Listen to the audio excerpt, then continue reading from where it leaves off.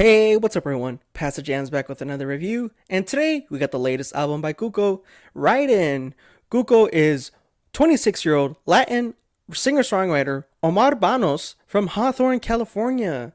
This is his third studio album, however, he has released two albums, self-released, 2016 Wanna Be With You, and 2017 Songs For You. Those are the songs that really got him popping off, and he was a teenager at the time, and very lo-fi music, dream pop, and it was awesome. I enjoyed it quite a bit.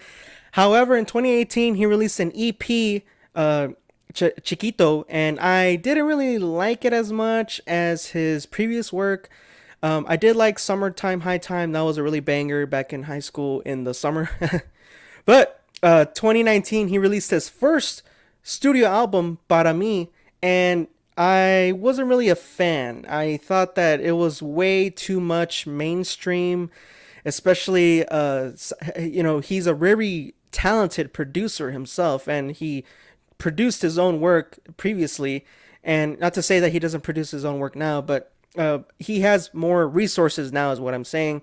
And kind of going more in this mainstream route didn't really stick with me, and I was like, okay, whatever. 2022, he released his second studio album, Fantasy Gateway. Did not hear it, just because I didn't get around to it, and I really should, considering that this third full-length studio album, Ridin, came out this month, May 9th, 2025. 11 tracks and 39 minutes. I am astonished and surprised by what this complete 180 that he has taken in terms of everything, honestly.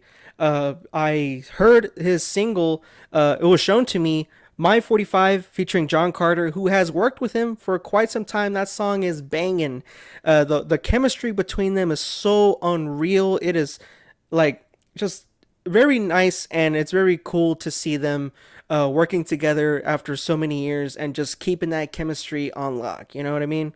It was one of the singles out of the three that was released for leading up to this album. Track number 1, I Can Never Break Your Heart, and track number 5, Phases. Something I do want to get out of the way is, hey, this album, very very inspired by R&B and soul from like the 50s, the 60s, and the 70s. It's really, really awesome. It kind of sounds like oldies. Cuco takes a complete 180 and he heads in a whole different direction, and I love that.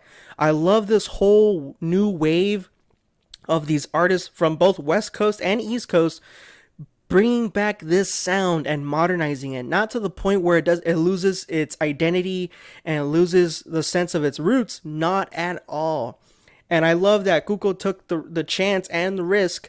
However, I wouldn't say much of a like high risk, because I mean he is from Hawthorne, California. He loves his Latin background and his culture where he's from. I would only imagine, and I'm completely surprised. I didn't think like, hey, Cuco should make this type of music. Really happy to hear that he did. He took a chance on this, and yeah, he pulled it off because he knows what he's doing with this album. The whole album is revolved around and influenced by, like I said, that type of oldies, that type of R&B soul sound, and the fact that it comes straight from West Coast California. Oh my God, it's just 10 times better. So the whole thing also is influenced by Latin style music, not to the point where I would call it a hardcore. You know what? Yeah, it's also mixed with like Latin style music. I will throw that in there. Like you will have trumpets here and there, which he is very most known for. You have a track on here that is just exclusively a Spanish track, very very good stuff. And then track number 10, Walk the Way, you have these very subtle, very slow, somber acoustic guitar strings that kind of shine the spotlight to the whole end of this album. And don't get me wrong, throughout the whole album, to keep that old style, oldies and R&B soul style sound, there are plenty of organs and synthesizers, synthetic keys, and trumpets that kind of keep everything moving along in these tracks. It's very jumpy, very positive, and just very dreamy in a way. Kind of have little tidbits here and there of his older work, but like I said, it is a completely new direction, and I feel like the fans are, popping off with this one. And they should be very quite surprised and pleased. In terms of themes for this album, the whole thing revolves around love and his experience with a girl, perhaps, and especially with the troubles that come with relationships. He himself is an artist, and he has this, he goes on tours and he lives this lifestyle of, he is his own boss essentially. He has his own career in his hands. Some people might not like that, and that comes with track number 9, Troublemaker, where it is kind of like this like sleazy slick track where he knows that the family probably doesn't like him, but he still loves her regardless, and that's just really sweet. And talking about track number 1, the opening track, I Can Never Break Your Heart, very dreamlike opening, very awesome stuff, very strong start to the album.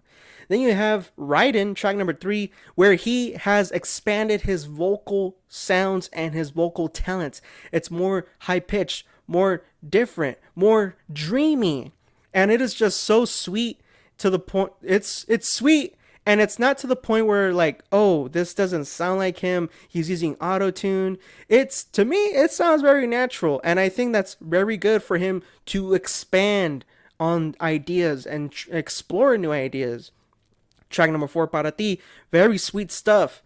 And if you really, really, really want to hear something modern, like to the T, like track number 7, Seems So, is probably the most modern song on here that doesn't really have that R&B soul of like a oldies feel. It is R&B and to the point where it's like a summer in California to like today. That's what I would say. It's very heavy on the synthetic keys and probably the most like I said, modern and dreamlike stuff that he has usually put out before. But yeah, other than that, I have no, well, hold that thought. The last track, My Old Friend, I would say is probably the weakest track on here by far and easily that I can think of, but it's not a bad track. It just doesn't stick the landing with what an amazing and beautiful album this was.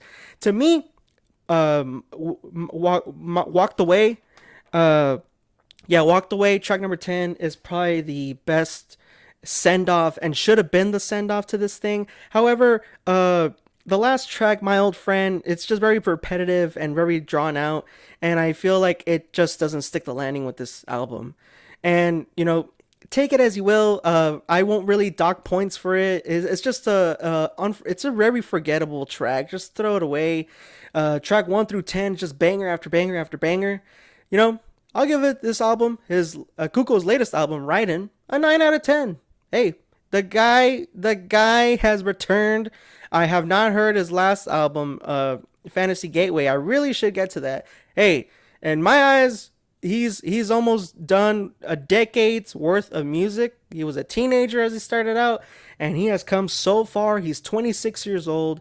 I look forward to what he comes out with next. I really, really, really love what he did with this project and just the sound. He did his homework. I trusted him, and no, I couldn't think of another artist to think of to be like, hey, he should make this style album. Ridin by Cuco, his latest third full-length studio album, a 9 out of 10. Make sure you check the link down below to listen to the album, check out the awesome jams and sour jams. See you guys in the next video. Pass the jams out.